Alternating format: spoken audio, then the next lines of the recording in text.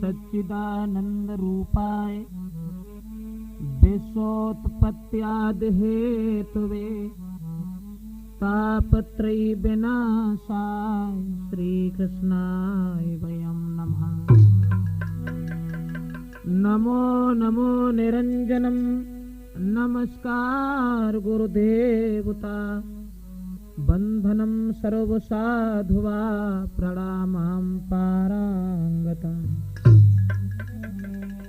कि दिल से तुमको बुलाऊं मैं स्वामी, दिल से तुमको बुलाऊं मैं भगवान, तेरे बिन मेरा कोई नहीं है।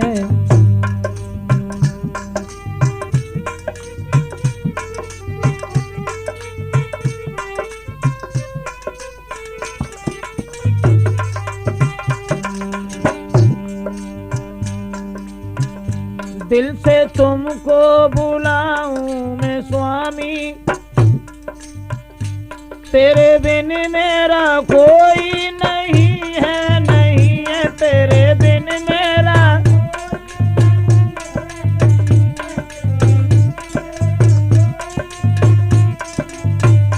तेरे बिन मेरा कोई नहीं है। एक आशा लगी है प्रभु तेरी, दूजा कोई सहारा नहीं है।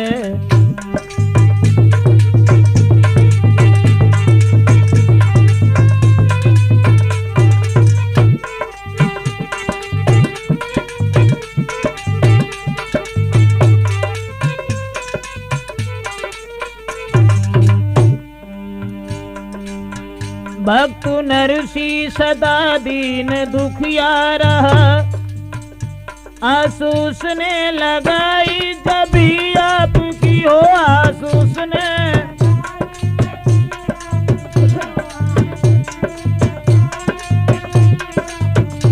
आसूस ने लगाई जब भी आपकी, कटी झंझट सभी बेटी रामा के घर, किसी आफत ने घेरा नहीं है।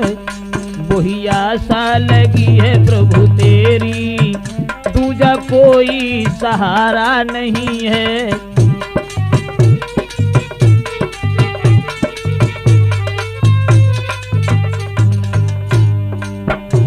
गर ऐसा दयालु तू है मोहन, दे दे थोड़ी जगह मुझको भी गोद में हो, दे दे थोड़ी।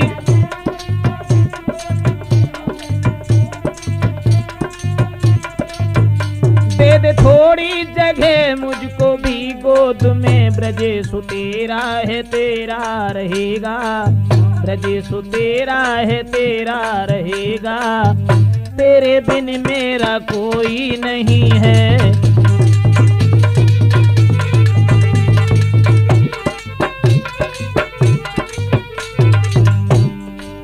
दिल से तुमको बुलाऊं मैं भगवान, तेरे बिन मेरा कोई नहीं है, नहीं है तेरे बिन मेरा।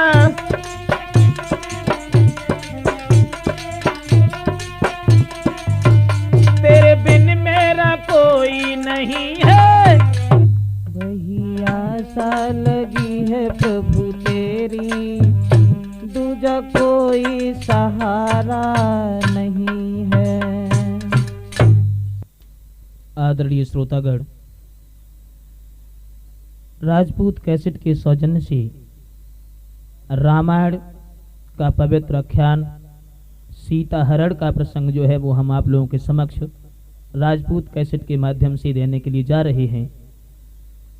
भक्तों, महाराज दशरथ की आज्ञा मान करके भगवान मर्यादा पुरुषोत्तम श्री राम अर्धांगिनी सीता जी और लघु भ्राता लक्ष्मण जी के साथ में जब पंचवटी पर रह रहे थे, रावण की बहन शूर्पणखा एक दिन बाद पहुंची। भगवान श्री राम की तंदुरुस्ती को निहार करके सुंदरी का रूप धारण किया और वो शूर्पणखा आगे बढ़ करके प्रभु राम से बोली है श्रीमन कि तुम सम पुरुष नमो सम नारी। कहा कि न तो तुम्हारे समान कोई संसार में पुरुष है और न मेरे समान कोई स्त्री है। मैं ये चाहती हूं कि आप हमारे साथ में विवाह कर लें। तो प्रभु राम ने कहा कि देखो, शादी मैं नहीं कर सकता, हम कुआरे नहीं हैं, ब्याहे हैं, एक नारी संग में रखते हैं, अपनी के सिवा दूसरे की माँ बेटी बहन समझते हैं।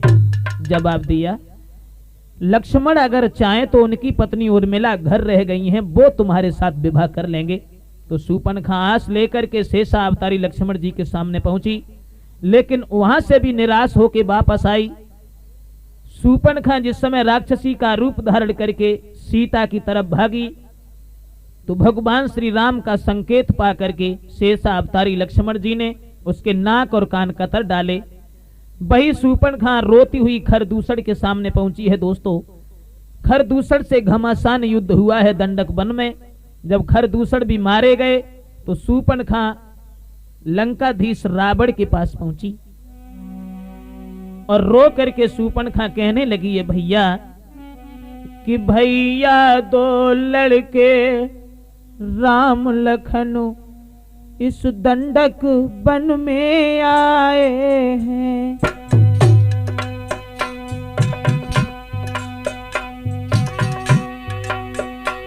भाई दो लड़के राम लखन इस दंडक वन में आए हैं,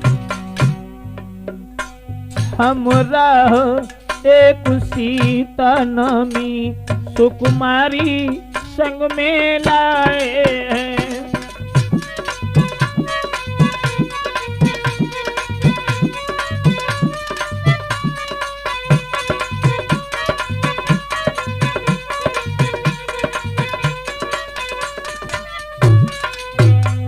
बाके हैं और लड़ाके हैं, गौआ शमशीर उन्हीं की हो, यो पंचवटी में रहते हैं, जैसे जागीर उन्हीं की हो।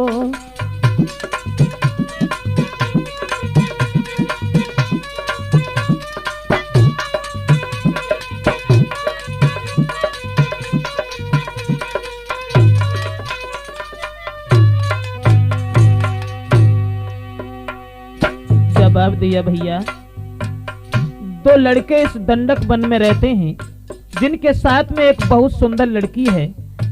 मैंने उस लड़की से जब मिलना चाहा तो छोटे तपसी ने हमसे कुछ छल करना चाहा। जब मैंने तेरा नाम लिया, तेरा नाम सुनते ही सुनते उसने हमें गाली दी और मेरी नाक काट डाली। लेकिन भैया, अब मेरी नाक गई सो गई और वो अपनी नाक संभालो तुम। जग में गर ऊंची नाक नहीं तो नकटा नाम धरा लो तुम।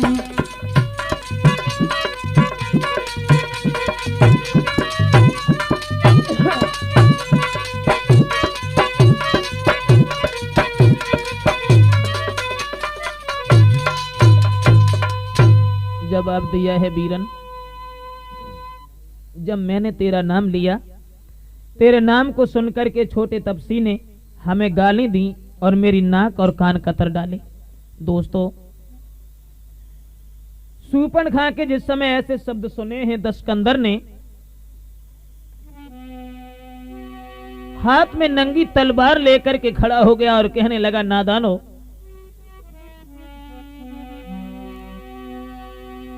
मैं जानता हूं कि तुमने मेरी बहन के ऊपर हाथ उठाया है, लेकिन अबला पर हाथ उठाने से कोई वीरता का ये परिचय नहीं है।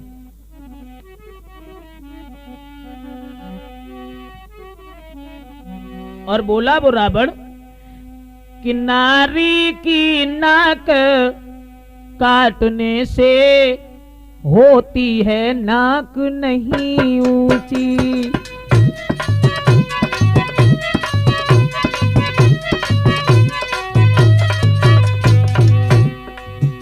नारी की नाक उड़ाने से होती है नाक नाक नहीं ऊंची, अबला पर हाथ उठाने से होती है धाक नहीं ऊंची।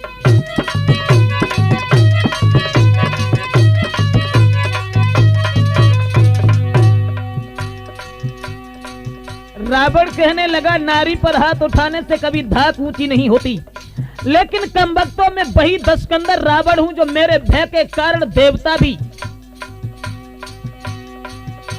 कांप रहे हैं और हमारे भय के कारण शेर और मृग एक घाट पर पानी पी रहे। और वो रावण बोला,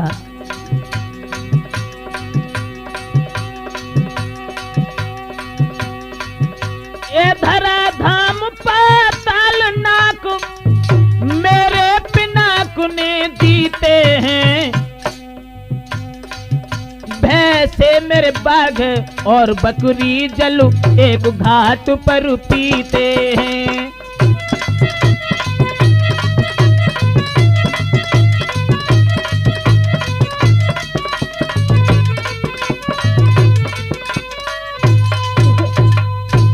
जवाब दिया दशकंदर ने, बहन शूर्पणखा, नाक तुम्हारी नहीं कटी है, बल्कि नाक लंकाधीश रावण की कटी है।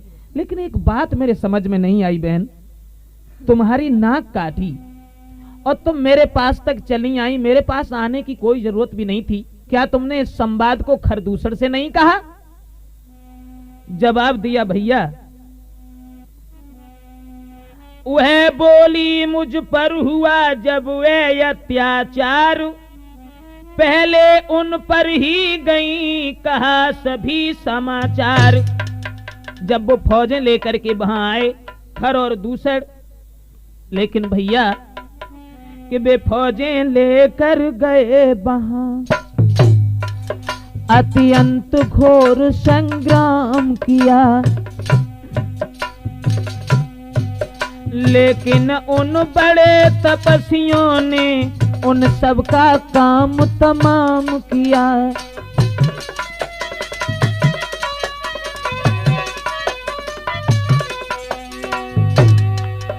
पृथ्वी पर नदी रुधिर की थी,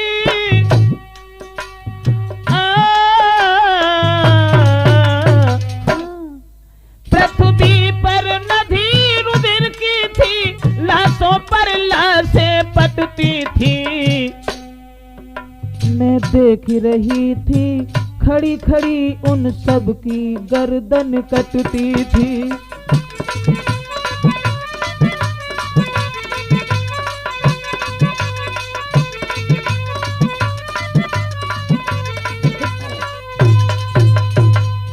जवाब दिया शूर्पणखा ने कि मैं तुम्हारे पास तो बाद में आई हूं, पहले इस संवाद को मैंने खरदूसर से ही कहा था, लेकिन भैया खरदूसर को भी उन्होंने जान से मार दिया। भक्तों, जो शूर्पणखा के मुखारबिंद से ऐसे शब्द सुने दशकंधर रावण ने, तो रावण के दिमाग में एक और बात आ गई। कौन सी बात? मन ही मन में उस दशकंधर ने सोचा कि खरदूसर को मारना कोई तितली के पंख तोड़ना नहीं है, साधारण इंसान का काम नहीं है। और वो बोला कि खरदूसर मो समबल बनता, उन्हें को मारे बिन भगवंता।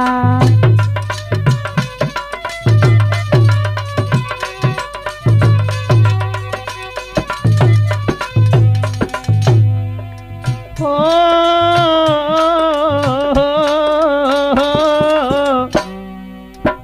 खरदूसर मौसम बल बनता, उन्हें को मारे बिन भगवंता।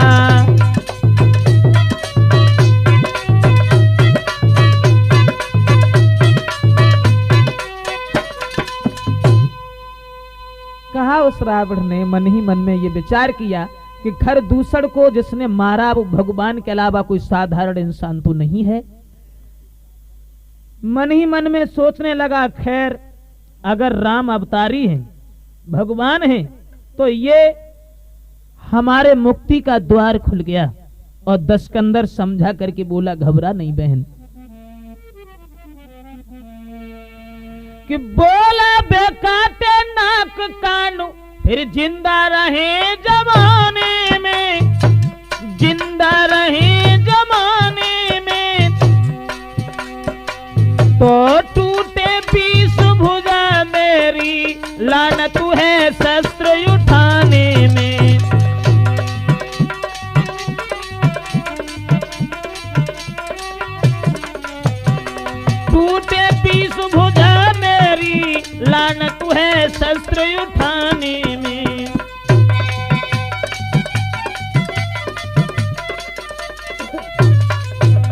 तुम बैठो थोड़ी धीर धरो, मैं दंडक वन में जाता हूँ, हाँ दंडक वन में जाता हूँ। इस नाक काटने का बदला दोनों से लेकर आता हूँ।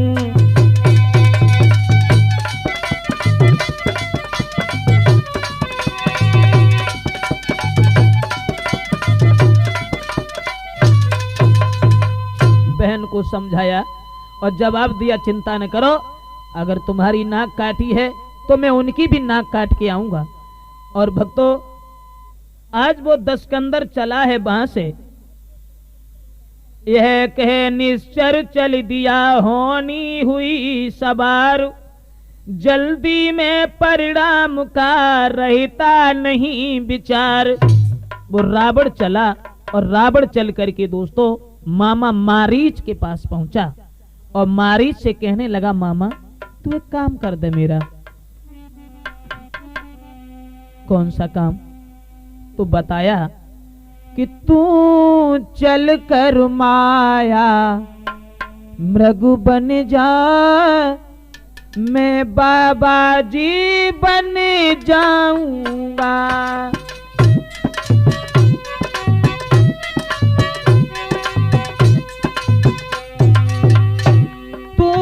चल कर माया मृग बन जा, मैं बाबा जी बन जाऊंगा। तू राम लखन को बहकाना, मैं सीता को हर लाऊंगा।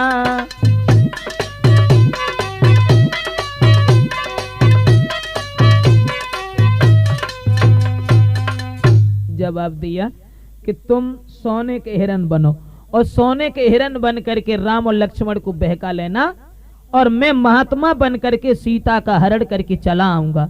जो इतने शब्द सुने तो मारीच को बहुत पुरानी याद आ गई। भक्तों, पुरानी याद वो जो विश्वामित्र के यज्ञ में मारीच गया था। भगवान श्री राम ने एक ही बाण में उस मारीच को 100 योजन की दूरी पर फेंक दिया था। आज वही बात सोच करके मारीच बोला, देखो लंकाधीश,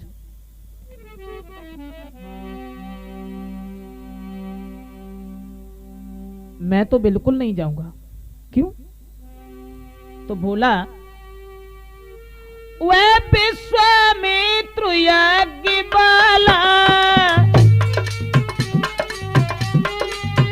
वह विश्वामित्र यज्ञ वाला, अध छुटा प्राण आंखों में है, जिसने 100 योजन पर फेंका, जिसने 100 योजन पर फेंका, वो राम बाण आंखों में है।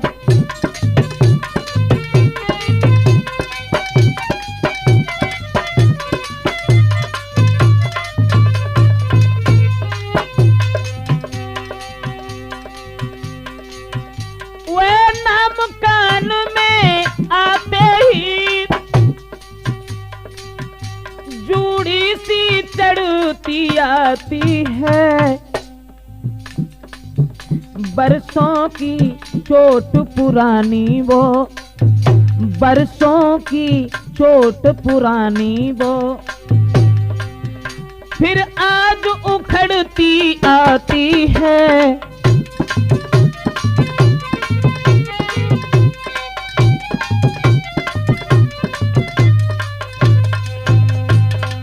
जवाब दिया है कि मैं हरगिज नहीं जाऊंगा। वो विश्वामित्र के यज्ञ वाला बाण मुझे याद है, मैं श्री राम से बैर निभाने नहीं जाऊंगा। और दस्कंदर मेरे पास बैठो, मैं तुम्हें एक बात बताएं।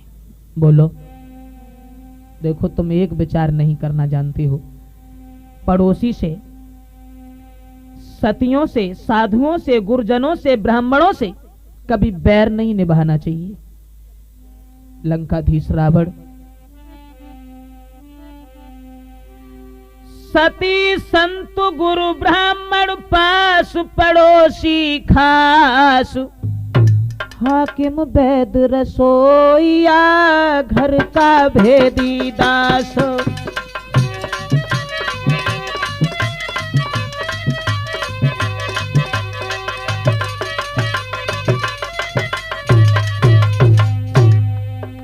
जो इनसे बैर बढ़ाते हैं आखिर वो मारे जाते हैं, बेमौत मौत के घाट वही बेवक्त उतारे जाते हैं।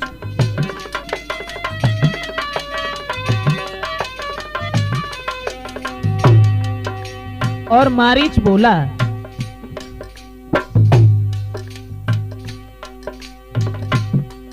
हरना है तो निज दोष हरो, सीता का हरना ठीक नहीं। यदि करना है तो शुभ कर्म करो, चोरी का करना ठीक नहीं।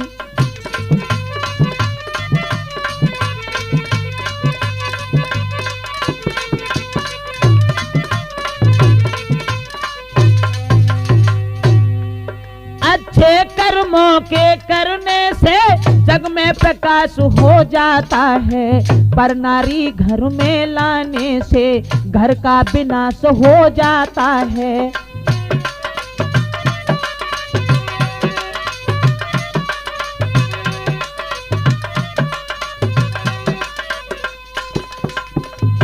मारीच ने समझाया कि अच्छे कर्मों के करने से संसार में प्रकाश हो जाता है और पराई स्त्री को घर में लाने से घर का सत्यानाश हो जाता है। इसलिए तुम मेरी सलाह मानो।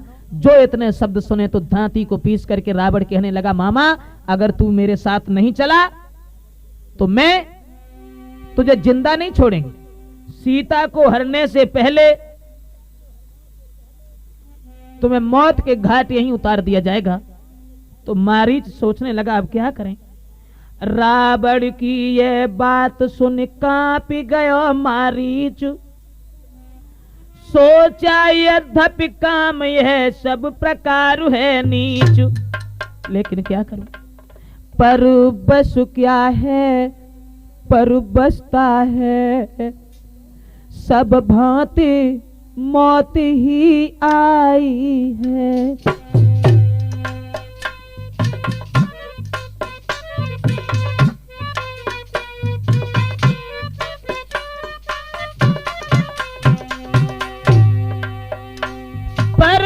क्या है पर बसता है, सब भांति मौत ही आई है। इस ओर कुआं में गिरता हूँ, उस ओर गिरूं तो खाई है।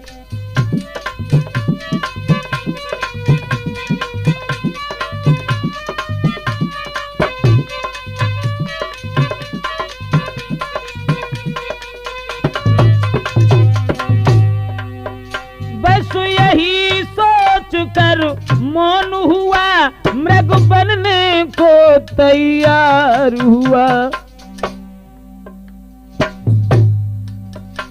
अब होता है वह सब चरित्र जिसलिए राम अवतार हुआ।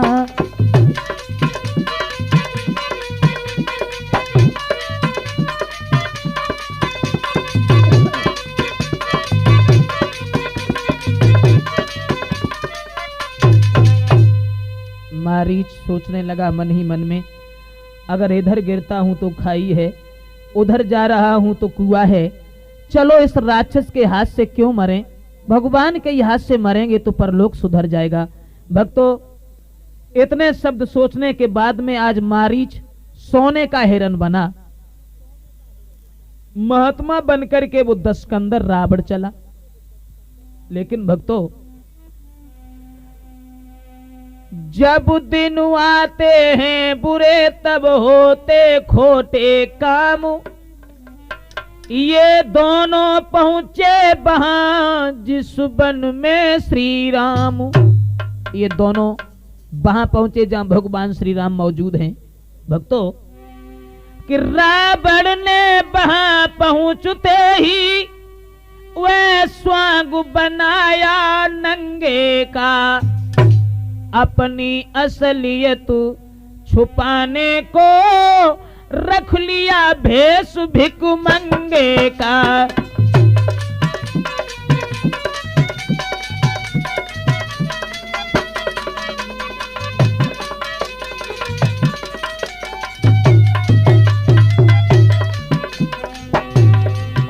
अपनी असलियत छुपाने को रख लिया भेष भिखमंगे का।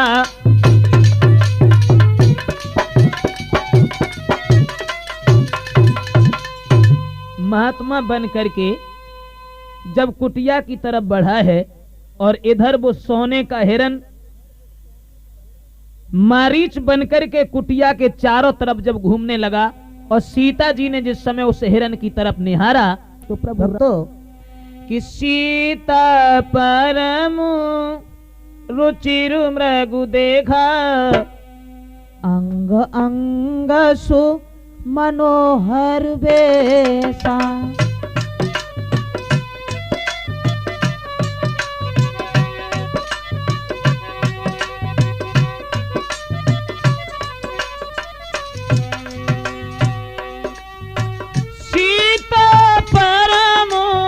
रुचिर मृगु देखा, अंग अंग सु मनोहर बेसा।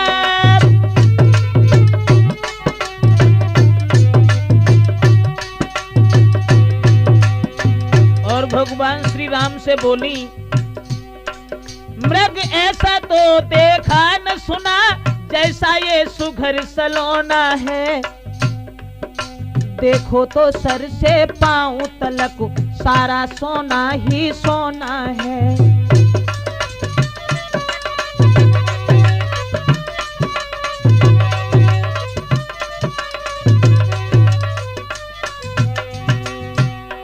हे नाथ खाल लाओ इसकी, तो कुटिया का श्रृंगार होगी।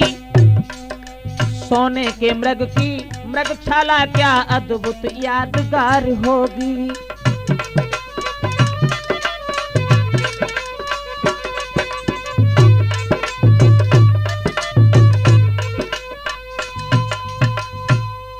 जवाब दिया है, इस हिरन को मार करके ले आओ। ऐसा हिरन आज दिन तक न देखा था न सुना था, जो सर से पैर तलक सोना ही सोना है। तो भगवान श्री राम ने हाथ में धनुष बाण धारण किया और कहने लगे, सीते घबराओ नहीं, हम हिरन को मारने के लिए अवश्य जाएंगे। और भगवान श्री राम ने इशारा किया सीता से, क्या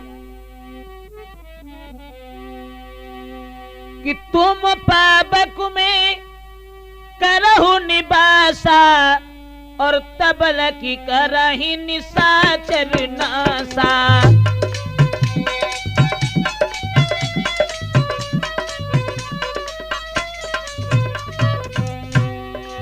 तुम पापक में करहु निवासा, तब लग करही निशाचर नासा।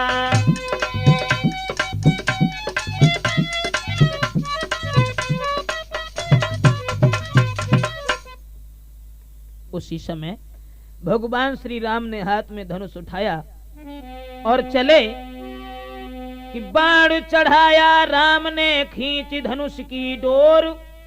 सौंप लखन को जानकी, चले हिरन की ओर। हिरन की तरफ जब बढ़े हैं, शेषा अवतारी लक्ष्मण जी को छोड़ दिया कुटिया पर कि तुम सीता की रखवाली के लिए यहाँ मौजूद रहो, क्योंकि ये जंगल है और हम हिरन को मार के ला रहे हैं। भक्तों, हिरन के पीछे पीछे ये भागते चले गए, लेकिन मारीच भगवान श्री राम को काफी दूर ले जा करके पहुंचा। कई आंखों से ओझल हो जाता है वो हिरन, कई मायावी हिरन दिखाई देने लगता है। भगवान श्री राम ने जब एक बाण छोड़ा,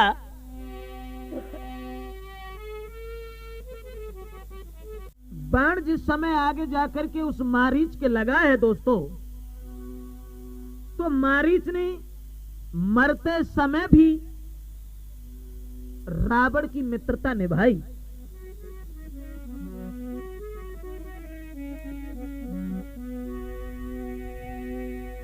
कि मरते दम भी मायावी ने और मित्रता निभाई रावण की, कि हे लक्ष्मण मेरी सुध लेना, यह कह कर देह संबरण की।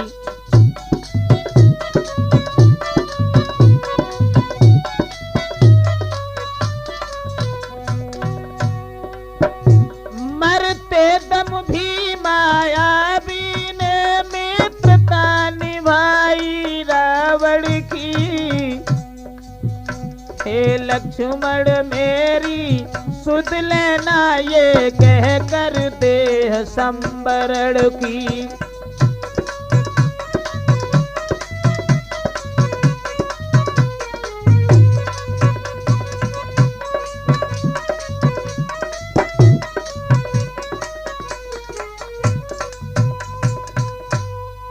जैसे ही शरीर में बाण लगा है प्रभु राम का, तो मारीच जमीन पर गिर गया और मरते वक्त भी रावण ने,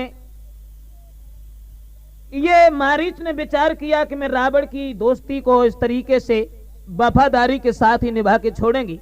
और मरते समय मारीच ने आवाज लगाई, हे भैया लक्ष्मण, लक्ष्मण मेरी रक्षा करो। दोस्तों ये आवाज जिस समय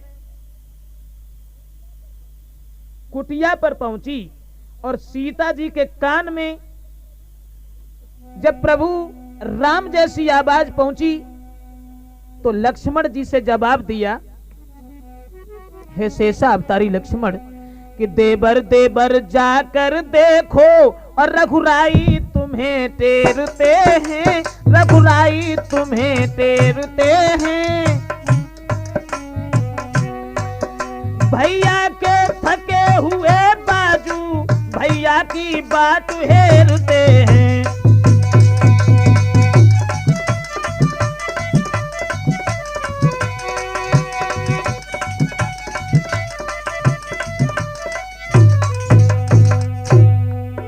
भगवान न जाने अपने सुख कितने कष्टों के मुख में है, कितने कष्टों के मुख में है।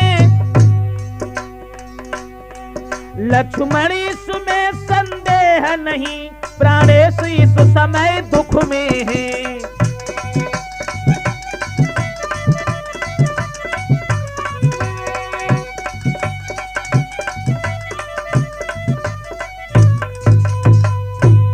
जवाब दिया लक्ष्मण, जाकर के देखो प्रभु राम तुम्हें बुला रहे हैं।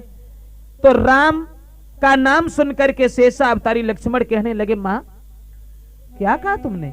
सूरज के पास में अंधेरा हो, ये तो असंभव बात है। हे मैया सीता,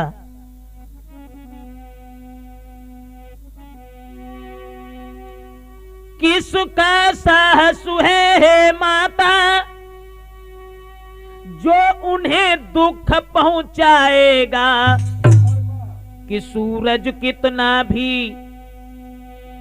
सूरज जिस जगह प्रकाशित हो, कब वहां अंधेरा आएगा।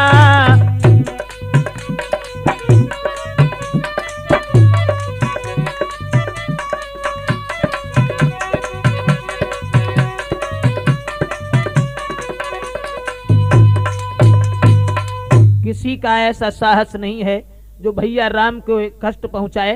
तो लक्ष्मण के ऐसे शब्द सुनने के बाद में सीता जी कहने लगी, हे लक्ष्मण, आज मैंने तुम्हारे मन की बात जान ली। क्या मतलब? तो कहने लगी लक्ष्मण कि बोली अब मैंने समझ लिया, कि मतलब का भाईचारा है। तुम घर से जो वन में आए हो, इसमें कुछ स्वार्थ तुम्हारा है।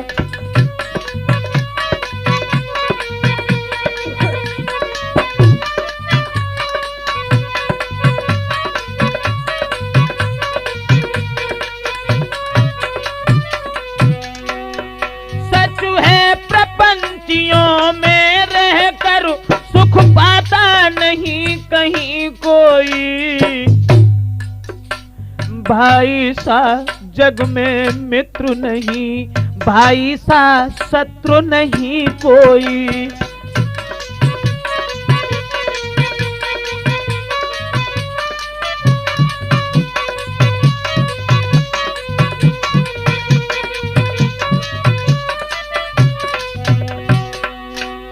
जैसे ही कहा है सीता जी ने कि तुम्हारे मन की बात मैंने जान ली है, तुम्हारा कोई स्वार्थ था इसलिए तुम हमारे साथ वन में आए हो।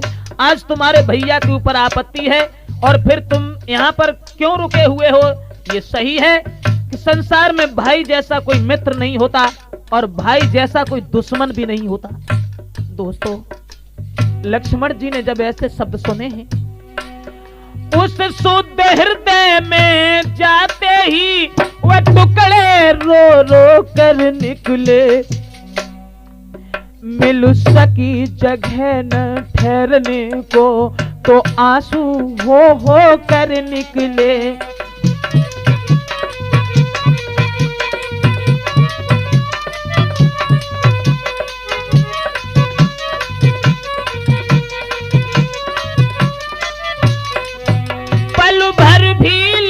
लाल जी पर उन बातों का प्रभाव न रहा,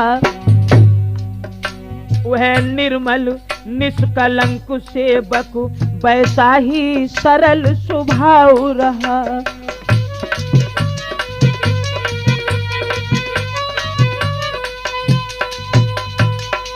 लक्ष्मण जी ने मां सीता की जबान से ऐसे शब्द सुने हैं, लेकिन दिल में कोई धक्का नहीं पहुंचने दिया।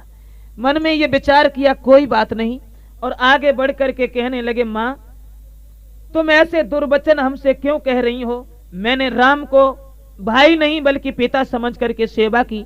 जिंदगी भर मैंने तुम्हें कभी भाभी नहीं समझा, मैं तुम्हें मां समझ करके तुम्हारी पूजा कर रहे हैं।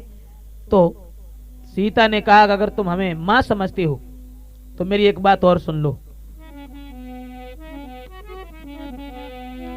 यदि माता हमें समझते हो तो आज्ञा मानो माता की, तो आज्ञा मानो माता की। आज्ञा तुमको देती हूँ, जाओ सुध लेने भ्राता की, जाओ सुध लेने भ्राता की।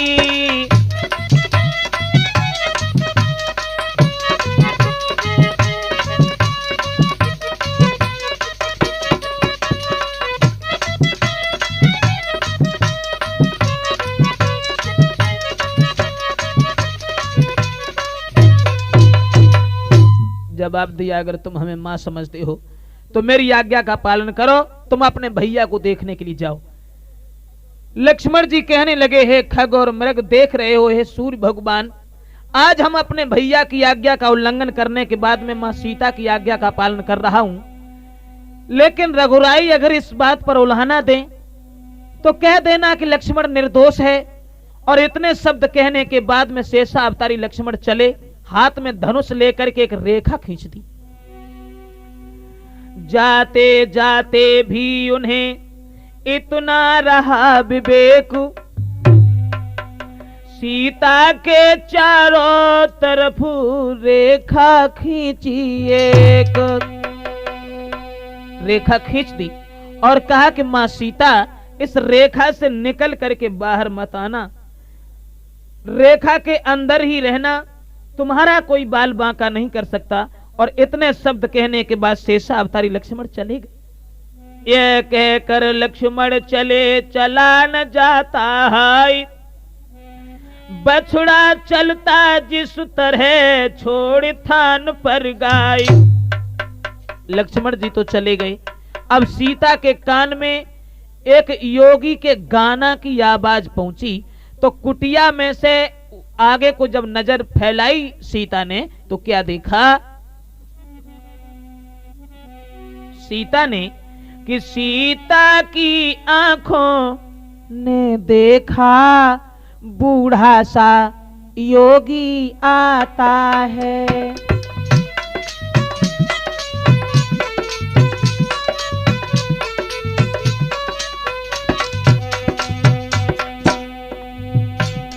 आवाज उसी योगी की है, वह योगी ही कुछ गाता है।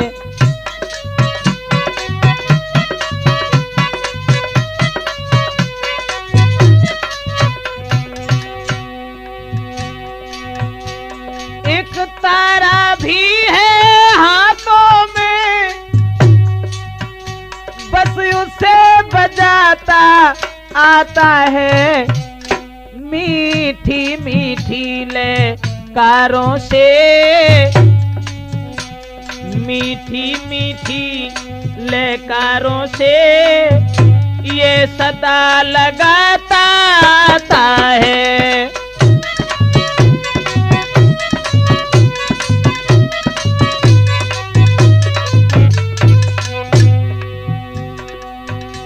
अब वो रावण महात्मा बनकर के आगे बढ़ा, सीता के सामने जाकर के बोला, हे माई मुझको भिक्षा दे, मर्तबा रहे आला तेरा।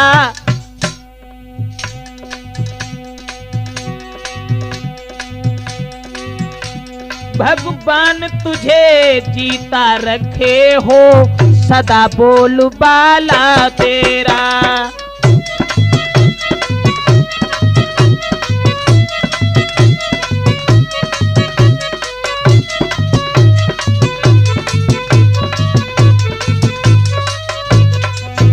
तू दूध नहाय और पूतो फल, तू दिन पर दिन बड़ भागिन हो। भूखे को थोड़ा भोजन दे, तेरा ये अटल सुहागिन हो।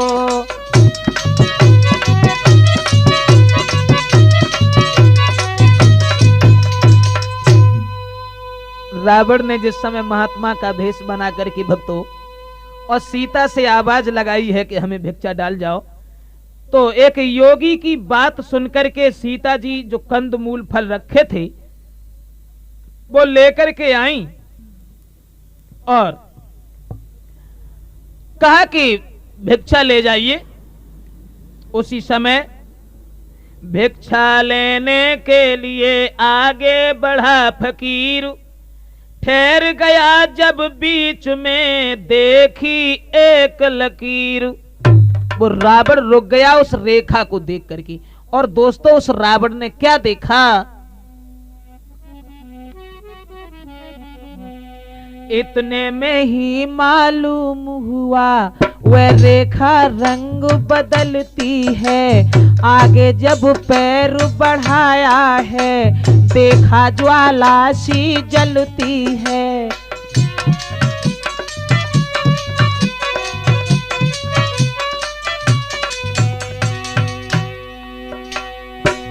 इतने में मालूम हुआ वो रेखा रंग बदलती है। आगे जब पैर बढ़ाया है, देखा ज्वाला सी जलती है। सोचा ये कोई माया है या तेज किसी योगी का है।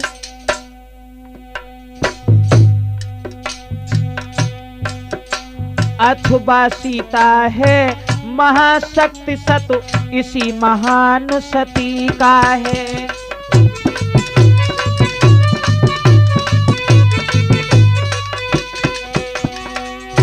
उस रेखा को देख करके रावण ठहर गया, रेखा से बाहर ही खड़ा रहा और मन ही मन में विचार करने लगा,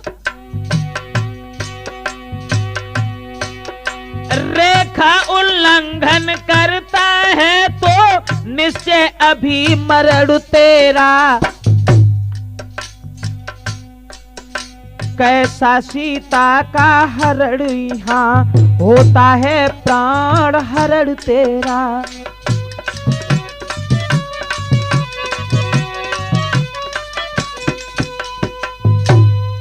मन ही मन में विचार किया उस रावण ने कि इस रेखा से बाहर न निकलें, क्योंकि इस रेखा को लांघने की भी चेष्टा की तो यहीं पर प्राणों का हरण हो जाएगा, सीता का हरण होना बहुत दुर्लभ हो जाएगा।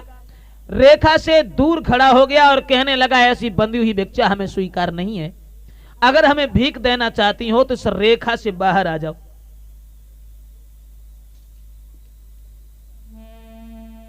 सीता जी ने कहा, माफ करना, ये हमारे देवर की आन है, इसे मैं पार नहीं कर सकती, इसलिए तुम भिक्षा ले जाओ। तो रावण कहने लगा, ऐसी हम बंधी हुई भिक्षा नहीं लेंगे। वह बोला, तोड़ो नहीं तुम देवर की आन, तो बाबा भी लेगा नहीं इस प्रकार का दान। ऐसे नहीं दान। तो सीता के मन में एक और बात आ गई। मन में सोचा कि देवर की आन रहे न रहे, और रखूंगी धर्म गृहस्थी का, रखूंगी धर्म गृहस्थी का। अब इस रेखा का ध्यान छोड़ करती हूँ कर्म गृहस्थी का।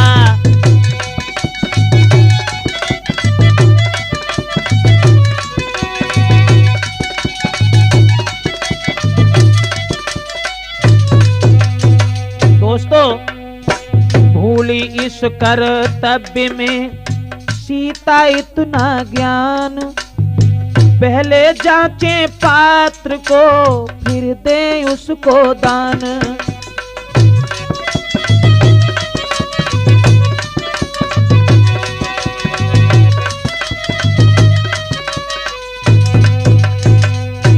आज जैसे ही रेखा से बाहर कदम उठाया है सीता ने, दोस्तों आज वो लंकाधीश रावण महात्मा नहीं रहा।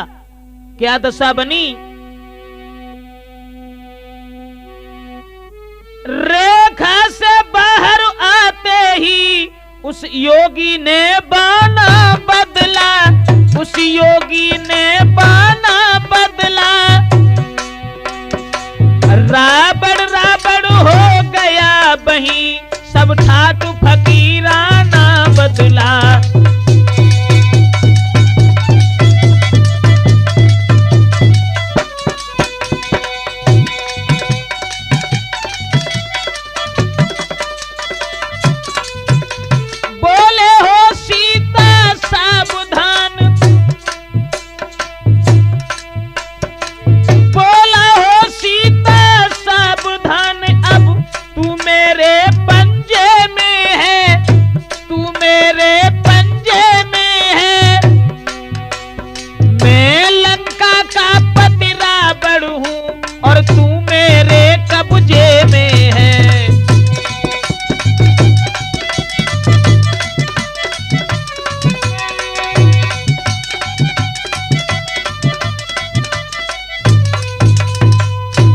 एकदम से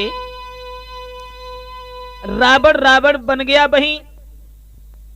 और भक्तों, सीता जी से खुले शब्दों में दशानन कहने लगा कि मैं महात्मा नहीं हूं, मैं लंकाधीश रावण हूं।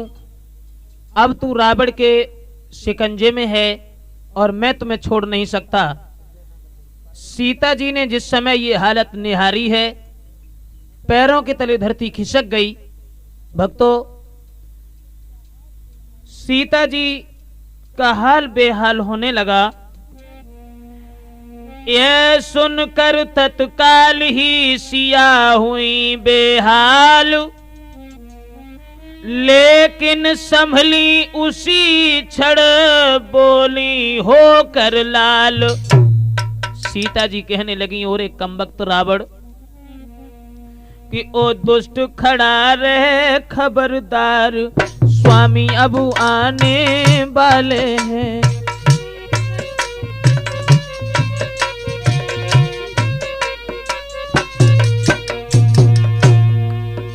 ओ दुष्ट खड़ा रहे खबरदार, स्वामी अब आने वाले हैं। जो धनुष तोड़ कर लाए हैं, वो ही अरे मेरे रखवाले हैं।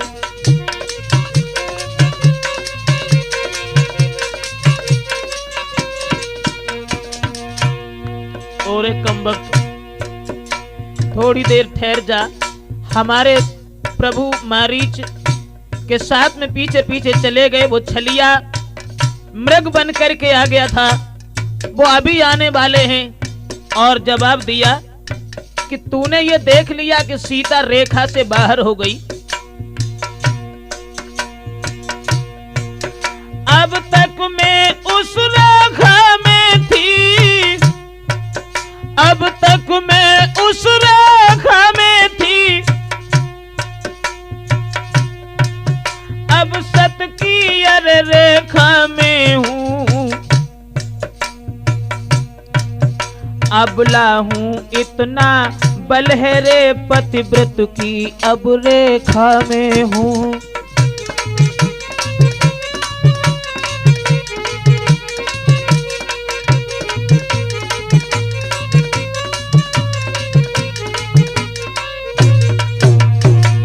संसार अगर आए तो भी बल तोल नहीं सकता,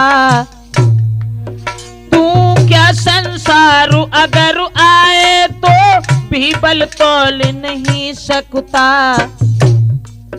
सतपंथी के सत के आगे ब्रह्मा भी बोल नहीं सकता।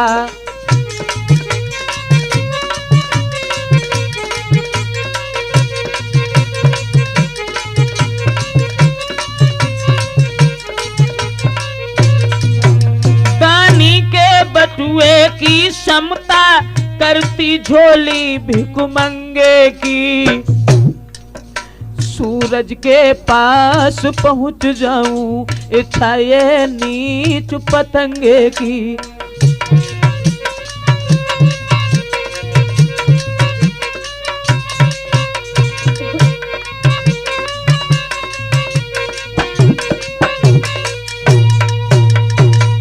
भगवत श्रोताओं, सीता जी जवाब देने लगी हैं, और ये दुष्ट रावण, अब तक तो मैं उस रेखा के अंदर थी, अब सत की रेखा के अंदर हूं, और एक कमबख्त दानी के बटुए की क्षमता कभी भिखमंगा की झोली नहीं कर सकती है। पतंग ये सोचे कि हम सूरज के पास पहुंच जाएं, तो भक्तों रावण लज्जित हो गया सुनकर वैसे बैन, अंधकार में एकदम खुले हृदय के नैन।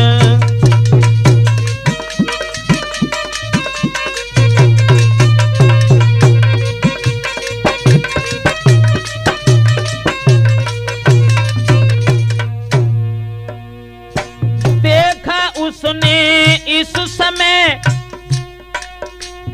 एक अपूर्व प्रकाश, नया विश्व पृथ्वी नई नया स्वर्ग आकाश।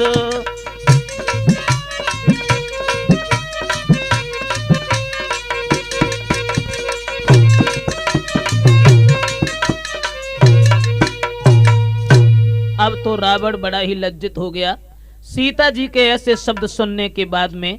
और भक्तों, सीता जी जवाब देने लगी, और एक कमबख्त रावण, अब भी मेरी बात समझने की कोशिश कर। लेकिन मन ही मन में कुछ और विचार आया कि मानो नबीन घन मंडल सा संपूर्ण सृष्टि के ऊपर है,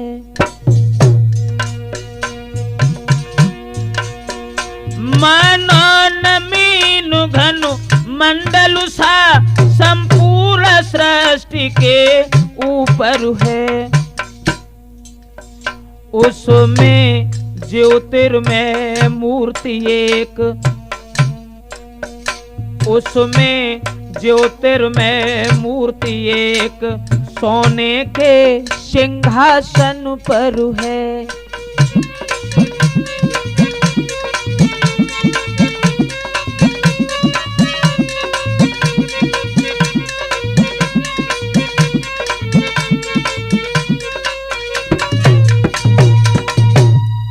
सीता जी से कहा है उस रावण ने कि देखो, आज तुम हमारे कब्जे में हो, लेकिन अब किसी तरीके से मैं तुम्हें छोड़ नहीं सकता। तो सीता जवाब देने लगी, और एक कमबख्त सतबंती के सामने ब्रह्मा की भी हिम्मत नहीं है जो बोल सुनाए, लेकिन तेरे जैसे पापी हमारे सामने आकर के इस तरीके की बात करें। और बोली कि है रोम रोम में तारागढ़, चंद्रमा सूर्य भ्रकुटी में है।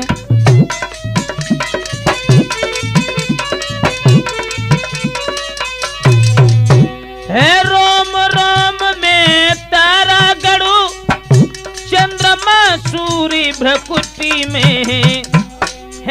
चारों दिशा भुजा चारों, सब उदय अस्त चुकुटी में है।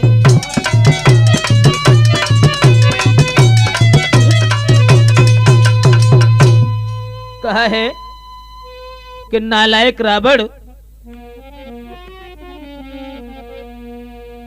मेरे सामने इस तरीके की बातें करने की कोशिश ना कर, और अगर तू नहीं मानता है तो थोड़ी देर ठहर जा।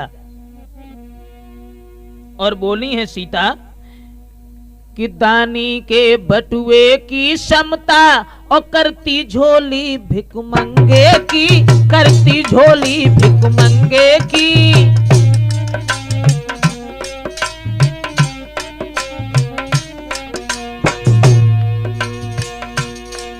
सूरज के पास पहुंच जाऊं, इच्छा है नीच पतंगे की।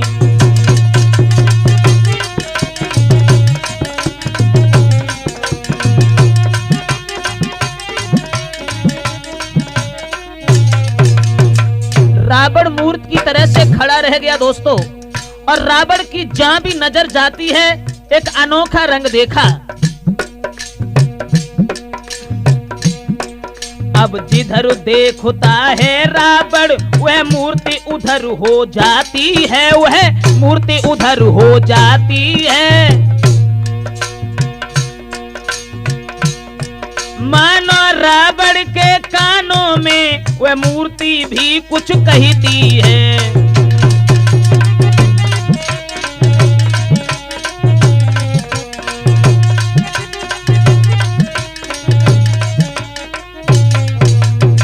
अब रावण के हृदय को हुआ पूर्ण विश्राम, हो रामा हुआ पूर्ण विश्राम।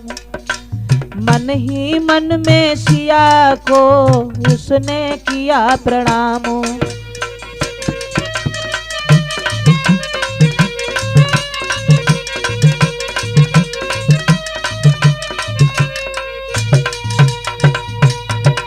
मन ही मन में उसने सीता जी को प्रणाम किया है, और प्रणाम करने के बाद में भक्तों सीता जी के नजदीक पहुंचा वो रावण, और सीता की जेब भर करके रथ पर बिठाला।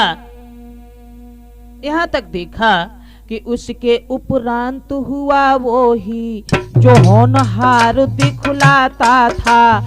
रावण के रथ पर सीता थी, रथ लंका नगरी जाता था।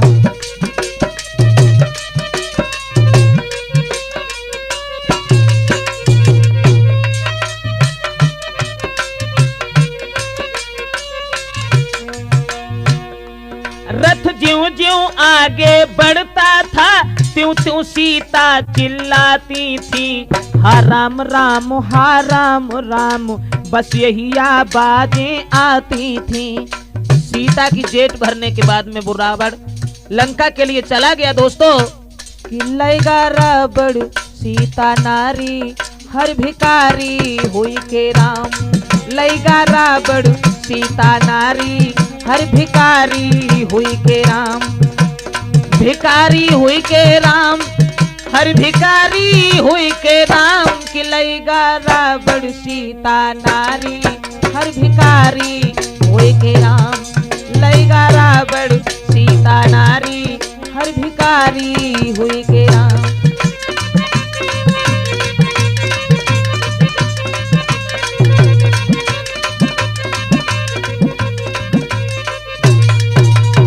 बोलिए राघवेंद्र भगवान की।